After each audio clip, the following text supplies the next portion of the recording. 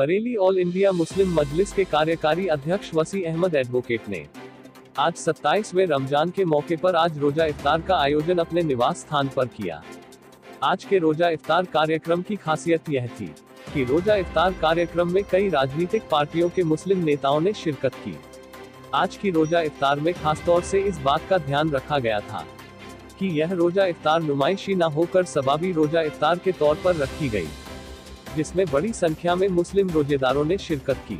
मुस्लिम मजलिस के कार्यकारी राष्ट्रीय अध्यक्ष वसी अहमद द्वारा आयोजित रोजा इफ्तार में ऑल इंडिया मजलिस ए इत्तेहादुल मुस्लिमीन के जिला अध्यक्ष मुजम्मिल रजा खां एडवोकेट ने अपने साथियों के साथ शिरकत की।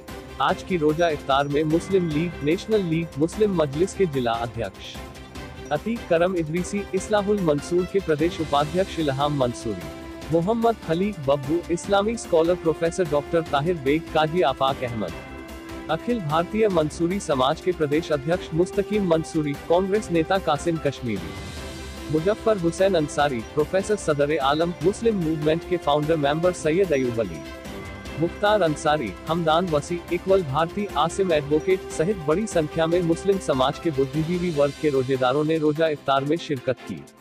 रोजा इफ्तार के बाद ऑल इंडिया मजलिस ए इत्तेहादुल मुस्लिमीन के जिला अध्यक्ष मुजम्मिल रजा खां और रोजा इफ्तार कार्यक्रम के आयोजक ऑल इंडिया मुस्लिम मजलिस के कार्यवाहक राष्ट्रीय अध्यक्ष वसी अहमद एडवोकेट ने पत्रकारों से वार्ता करते हुए कहा।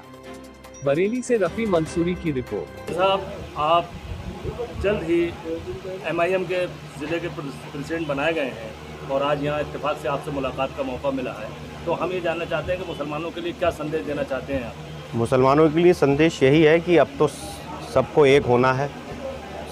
सबने ठगा है मुसलमानों को, किसी ने कुछ नहीं करा है, केवल दरी बिछाने का काम मुसलमानों ने करा है। आज मौका है। केवल हिंदुस्तान के अंदर अगर कोई मुसलमानों की आवाज़ बुलंद कर रहा है वो राष्ट्रीय अध्यक्ष हमारे बैरिस्टर असदुद्दीन ओवैसी साहब। वकील साहब, ये बताइए, कई मुस्लिम जमातें उत्तर प्रदेश के अंदर काम कर रही हैं, छोटी छोटी, उनके मुकाबले आपकी जमात एक बड़ी जमात है। क्या आप ये कोशिश करेंगे तमाम जमातें आपके साथ आकर के मुसलमानों की नुमाइंदगी करें? बिल्कुल साहब, हमारी तो कोशिश ये है कि सब लोग एक साथ हो जाएं। असदुद्दीन ओवैसी साहब हमारे हिंदुस्तान में इस समय उनसे बड़ा नेता कोई नहीं है और सारी जितनी भी छोटी जमातें हैं उन सबको इकट्ठा करने का काम कर रहे हैं। हम सब लोगों के पास जा रहे हैं, लोगों से मिल भी रहे हैं। हमारे पार्टी के राष्ट्रीय अध्यक्ष जी भी मिल रहे हैं, प्रदेश अध्यक्ष शौकत अली साहब भी मिल रहे हैं। सब लोग इकट्ठा करने का काम कर रहे हैं क्योंकि अब वक्त है कि सारे मुसलमानों को एक होना चाहिए, एक प्लेटफॉर्म पे काम करना चाहिए। अभी निकाय चुनाव बहुत जल्द करीब है, इसके लिए क्या रणनीति रहेगी मुस्लिम वोटर्स को एकजुट करने के लिए? मुसलमान अब समझ चुके हैं कि मुसलमानों ने दिल खोल के समाजवादी पार्टी को वोट दिया और समाजवादी पार्टी ने कहीं कोई उनकी आवाज़ नहीं बुलंद करी, हर मसले पे खामोश रहती है, वोट लेने का काम करती है समाजवादी पार्टी। मुसलमान अब समझ चुका है सारी पार्टियों को, अब वो सिर्फ और सिर्फ उसके सामने एक ही विकल्प है, असदुद्दीन ओवैसी साहब। वसी साहब, आज ये जो रोज़ा इफ्तार का कार्यक्रम है, ये किसकी जानिब से था? ये कार्यक्रम एक निजी कार्यक्रम था मेरा, और आज उसमें तमाम अहले मोहल्ला और सामाजिक कारकुन को दावत दी गई थी।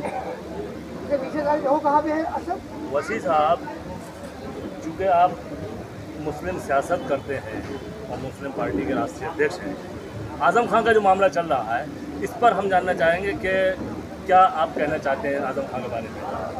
आज़म खान ने अपनी बुनियादी पार्टियों को छोड़ा, अपनी क़यादत को छोड़ा। आज इसका नतीजा ये है कि वो बेसरोपा है, उनकी कोई मदद करने को तैयार नहीं। उनकी सियासी इब्तिदा मुस्लिम मस्जिद से ही हुई थी।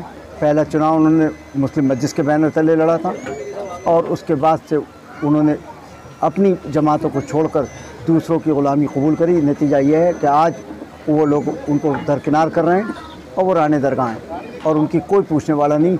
आखिरकार उनको अपनी क़यादत ही कबूल करना पड़ेगी, अपनी ही जमातों को मजबूत करना पड़ेगा, उन्हें आना होगा, यही उनका एक रास्ता है।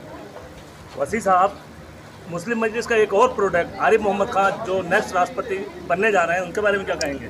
वो तो अब अपनी राह से गुमराह हो चुके हैं और वो सत्ता के लालच में कौम को अब नुकसान पहुंचा रहे हैं।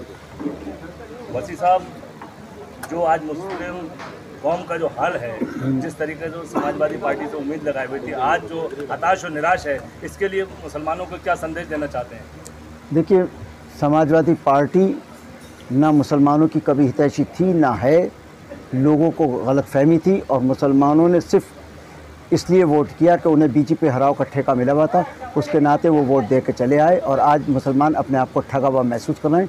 मुसलमानों को सोचना होगा, अपनी क़यादत के बारे में सोचना होगा, अपनी जमातों को मजबूत करना होगा, इसके अलावा कोई विकल्प नहीं।